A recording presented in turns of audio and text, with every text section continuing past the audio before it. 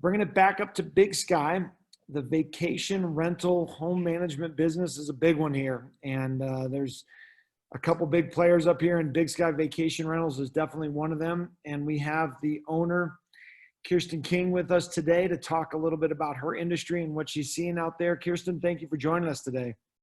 Yeah, first of all, just a big thanks to Outlaw Partners for inviting me today on the call. I think mainly because we serve out-of-state travelers to Montana and second homeowners. A lot of Big Sky locals don't know that we exist or that we're in the community. And we've grown from one property back in 2009 to about 125 luxury properties under management today.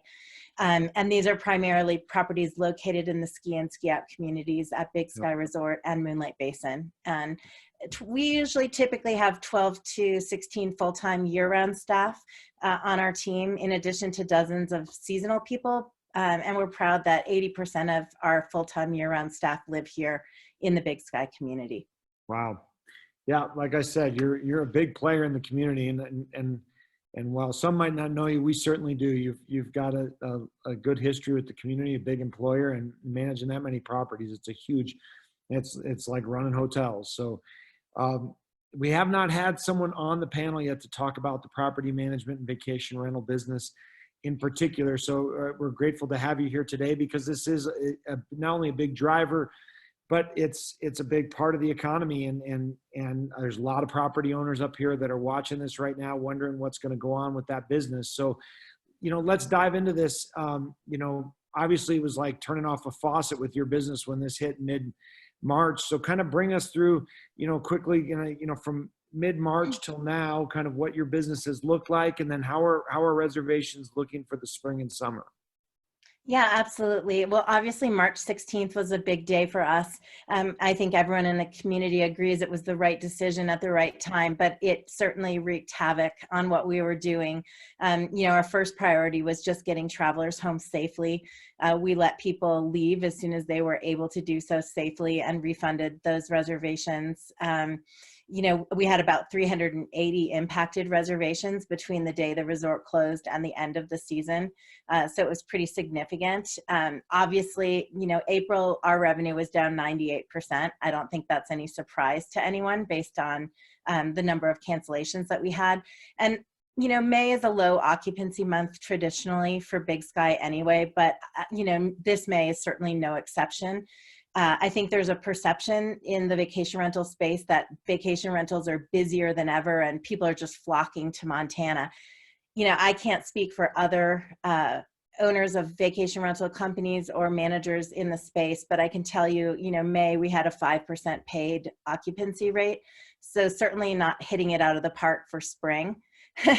I think as we look forward into June, July, and August, it's a little tough to talk about the prospect of reservations without also addressing the issue of the 14-day quarantine. We pride ourselves on providing a really exceptional vacation experience in the community. We love to share the community we live, work, and play in, and that we love so much. And honestly, we just don't feel at this point that we can provide an experience that's on par with what somebody coming to our beautiful area would expect. So that's definitely been a challenge. Yeah, no, it has been. And hopefully it sounds like, in the next, if things continue to progress, we'll be getting an answer on that quarantine here in the next couple of weeks. What's a typical, not typical, but I guess what are some more unique conversations that you're having with, let's go to two segments with, property owners right now. What are they concerned about? Are there people that are removing their homes from the rental pool market, or are they asking for certain types of adjustments? And then people that are calling, looking to potentially book reservations, what's a typical conversation that you might have with someone looking to do a reservation? Yeah, well, just on the side of the guest and the communication that's happening, obviously we have a responsibility also to rent the homes that are under management, and that's why people have joined our portfolio. So it's that fine balance point of really looking ahead into summer and hoping that some of the restrictions will relax. At this point, we have a protocol in-house that we call every single guest who books, regardless of, if they book online or they book through an online travel platform, we're calling that guest and explaining the current travel restrictions, making sure that they understand, and that, you know, if they do choose to come just for one reason or another, they want to just, you know, be with just their family in their space for 3 days, that they understand what that means, and leaving a copy of the governor's directive on the counter. And, you know, just helping people understand what the experience might look like. For people who are booking later into the summer, you know, we've done things like relax our cancellation policies in an effort to give people confidence that we're not in the business of just wanting to keep their money if they can't travel. And again, that's a fine balance, because vacation rentals typically have much more stringent cancellation policies than hotels. And that's really to protect the owners, because owners are you know, in exchange for that booking, they're setting aside their property, which is unique. And unlike a hotel, we can't just move somebody into another room. So, you know, traditionally we've had strict policies, but for summer we've relaxed that, so that hopefully as we get further into the summer, if there's still some uncertainty, people will hold on to the last minute before canceling. So that's, you know, on the traveler side of it. On the homeowner side, I have to say we're just blessed to have incredible owners. Relationships have always been the cornerstone of our management services. And I think our homeowners have been just exceptionally gracious, and even to the extent of offering to help employees who were placed out of work at the time of the closure. And I think most people understand that we're up against some pretty big obstacles right now, and they've been very patient. We've tried to launch some creative initiatives to assist them in getting future bookings, you know, but that's how it sits right now. Yeah. You know, there's predictions that there's going to be, at least in the near term, and as Taylor kind of alluded, maybe into the winter, of a shift in maybe the not only the numbers, but also in potentially demographics.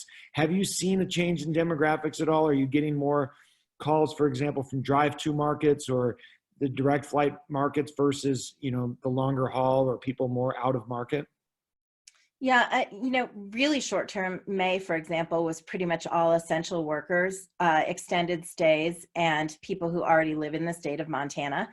And we definitely have seen for summer a greater interest in our drive market. So I think people want to come. They're really waiting to see if these restrictions ease up. But we definitely have interest from people, you know, driving, versus normally we're always a fly market, and we have a lot of people coming from East and West Coast and Florida and Texas, and we're seeing a little less of that, more of the local market, you know, making shorter, you know, making trips into the summer. Okay. You know, you're in one of those dead bullseye businesses, as you said. I mean, and I hate to even repeat it, 98% down in business. So, you know, it's hard to swallow and stomach that. And you're in one of those dead bullseye businesses that was impacted by COVID, like the airline business. You know, what changes in protocols have your team had to put into place in terms of servicing properties, or anything different in terms of your day-to-day operations in relation to renting out homes? Yeah, well, from the employee standpoint, you know, we still have a responsibility as an essential business providing property management services separate from, you know, the issue of vacation rentals, to be overseeing and managing the homes in our portfolio. So, you know, that part of the equation really hasn't changed for us, other than how employees are, you know, interacting with each other. So we have most of our staff is working from home, and they continue to do so. The property management side of it, the operations, you know, we are fortunate in that each employee can be assigned a specific vehicle. They can have their portfolio of properties to be checking on, and they can conduct the day-to-day business that they need to do without interacting with other people. We see, you know, as we move forward into actually having guests back in-house, there will be some new protocols, as I'm sure everyone is working through. And those include, you know, delaying non-essential maintenance tasks that are reported during a stay until after a guest departure. If we do need to go into a property to address a maintenance issue, the maintenance team will be wearing gloves and masks, asking some qualifying questions before they enter the property. and asking the guests to please vacate the area that they're working in. And that's just for the safety of both parties. So I think all of us in any business are working on, what does this look like? What's our new normal in terms of how we just operate day to day? We're utilizing technology solutions for guest check-ins that will allow us to still provide the same standard of service and level of care for the guest, but without a face-to-face interaction like we've done in the past. So lots of creativity going on our team right now. Yeah. Well, and thank you for clarifying that. I didn't do a good job at the beginning. There's definitely two sides to your business. There's property management, and you manage a big portfolio of homes that need that day-to-day care or constant upkeep. And then there's the vacation rental side, which I was a little more focused in my question. So thank you for clarifying that. You've been around this business for a while, and like I said, you're one of the experts. What's your crystal ball tell you about the vacation rental business in the next year? Yeah, I think a lot of times vacation rentals get just lumped into an equation of people deeming it an Airbnb or a VRBO. There's a lack of understanding of the difference between professionally managed properties and homeowner properties that are placed on an online travel, site like Airbnb. And so I think one of the biggest things, I'm on webinars and Zoom calls almost every day with people in the industry working through a lot of these issues. And, I think you're going to see a greater standardization in properties. I think you'll see, a whole lot less throw pillows and throw blankets. Soft goods are a big challenge in our industry. What to do with all of the linens and the duvets and the comforters and everything that makes somebody's space unique and special. I think, there's already a lot of talk around how that's going to look in the post-COVID-19 world, and what changes are going to need to be made from a sanitization and cleaning standpoint, and what those protocols are going to look like. So, we're working on trying to be cutting edge on all of those issues and trying to come up with things that are manageable and don't, affect profitability so negatively that we can't stay in business, but give people traveling reassurance that it's safe to be here. And in some ways, I think vacation rentals really lend themselves to that experience. We don't have lobbies and elevators and meeting rooms, to contend with. We're really inviting somebody into a space that becomes theirs personally for the duration of the time, which is, to some extent, a lesser challenge than what Taylor and others who have, really large spaces have to contend with. So kudos to the resort for everything they're doing as well. Yeah, absolutely. And let's hopefully we get this under control. I never was a big fan of my grandparents' couch with the plastic on it, so I don't want to go back to that. Kirsten, you're a big part of this community. What's something that's impressed you with Big Sky the last 9 weeks? Yeah, it's just, really amazing to see all of the business owners coming together and trying to figure out how everyone can support each other. I mean, really, small things, but they mean a lot to the community. What Tally organized with the parade for everyone to participate in, to take out Thursdays and other efforts in the community to support these local businesses, it's obvious that if we have this low of occupancy rates, we're normally welcoming 30,000 plus people into Big Sky in a given year.